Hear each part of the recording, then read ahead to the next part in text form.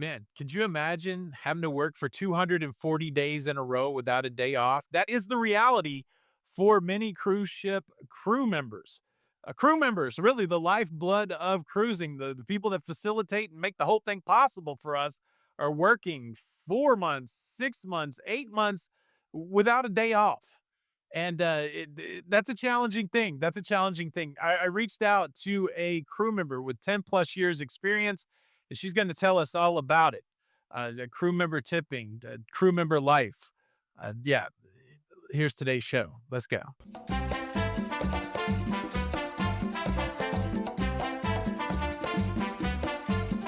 Hey, what's up, everybody? Welcome to La Lido Loca. I am your host, Tony, here to keep you up to date with everything going on in cruising. Hit that subscribe button, hit that notification bell, and let's get into it. I'm talking to Lucy from Cruising as Crew, a fantastic cruise YouTuber with some really interesting topics. Please go check out Lucy's channel, subscribe, leave a comment over there, tell her that Tony sent you.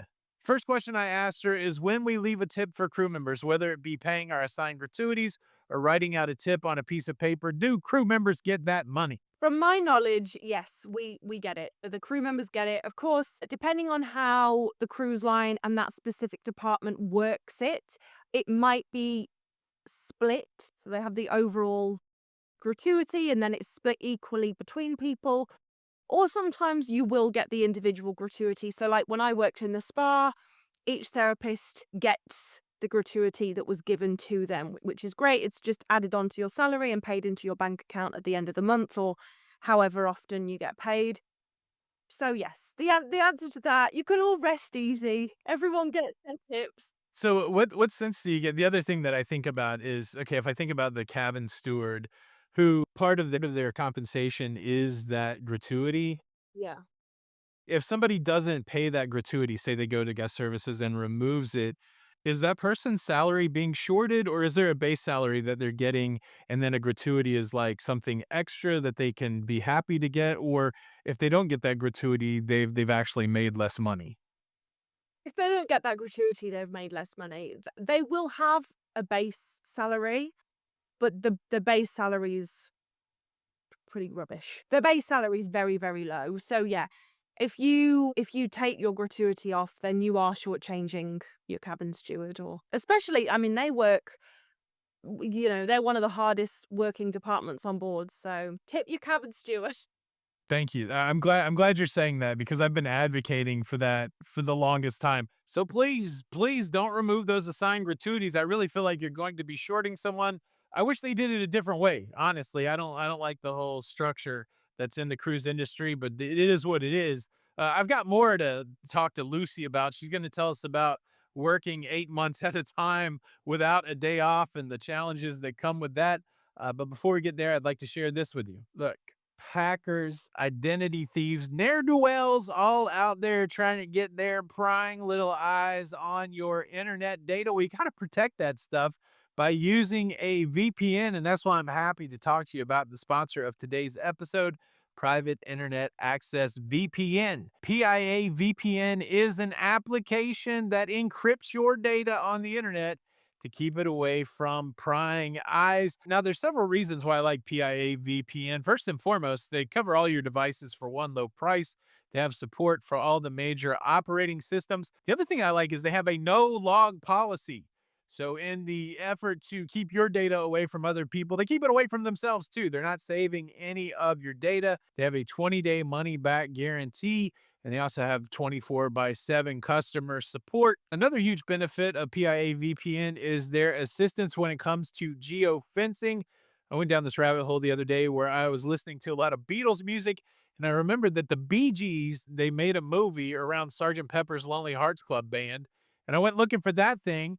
I was in Mexico when I went on this search, and unfortunately, Sergeant Pepper's is only playing on Netflix in the US. PIA VPN helped me out. I was able to connect to a server in the US and watch, the Bee Gees be the Beatles. It's very trippy if you've never seen it. Excitingly, you can try PIA VPN for yourself at a discounted price. Click the link in the description below. and save 83% off of your PIA VPN subscription. That comes out to about $2.03 a month. Plus, you get 4 months absolutely free. Thank you so much, PIA VPN, for sponsoring today's episode. Okay, let it sink in because this is definitely a foreign concept to most of us that live in North America, most of us that live in the United States. Imagine working 8 months in a row. Imagine working 6 months in a row. Imagine a 10-month contract. Imagine, let's just say, even if you did it for 4 months, imagine working 4 months in a row without a day off, working a lot of hours. This is what we get into next with Lucy. Okay, so let's talk about we touched on it earlier about the amount of hours that crew members work.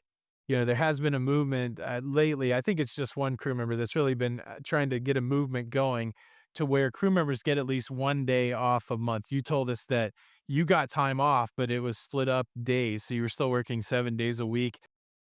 Been feasible for cruise lines to give crew members 1 day off a month without working, or is that almost impossible with the amount of jobs that are on a cruise ship? No, they could do it. They could they could do it. I'm not saying it'd be easy, but they could absolutely do it. Obviously, every department has a different head.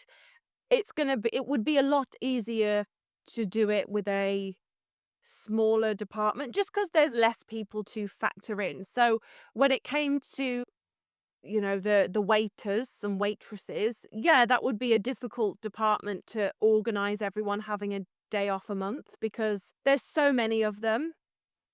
But also it always feels understaffed because everyone's gotta eat, right? So you can never have enough waiters and waitresses on a cruise ship. But yeah, I do believe that they could at least give everyone a day off every 2 months or every 6 weeks. Do you think that would make a big difference for crew members? Like, would that be a big morale boost, or just what would you think that would do for crew members? Just honestly, it would change everything. I know it sounds ridiculous because like, 1 day off every month, you're like, "Is that it?" But just to have a day where you don't have to think about work and where you can just reset and I mean, it's invaluable.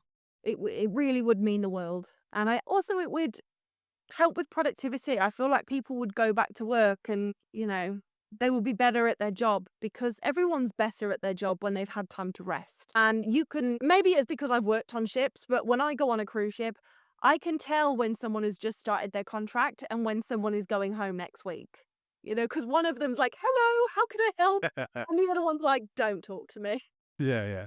No, absolutely. I'm just thinking about my own existence, and I can work a lot, but once I hit that wall, and I'm like, yeah, I could use a day off, and I do feel 1,000% better with just 1 day off. And Yeah. if we're fortunate here. I mean, we can take days off easily, but yeah, I couldn't imagine. I couldn't do it. Like sometimes I think about that circumstance, and I don't know that I could work 9 months without a day off, being away from family. I have so much respect for crew members on cruise ships because it's a wild thing because they're sacrificing a lot just so other people can have a good time. So Yeah.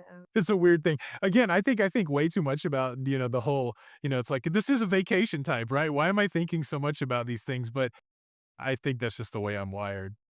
Actually, on that subject or on that vein, that's another reason why it would be a good idea for cruise lines to give their staff a day off because it does affect the passengers and how much the passengers enjoy their cruise. Because when you're being served by someone who's quite clearly on their knees and they, they need to go to bed, they're tired, they're 6 months into their contract, it does affect how much fun you can have, I think, if you're, an empathetic person. So, the crew really does have a direct impact on how much the passengers are going to enjoy themselves, which has an impact on how much money the cruise line is going to make. So, I know, I mean, I can't say enough good things about Virgin, but I think it's Richard Branson's philosophy of like, if you treat your staff well, they will treat your customers well. It's so true. Like, it's so true. It's a fascinating topic. What do you think? Do you think crew members should get at least 1 day off a month or 1 day off every 2 months?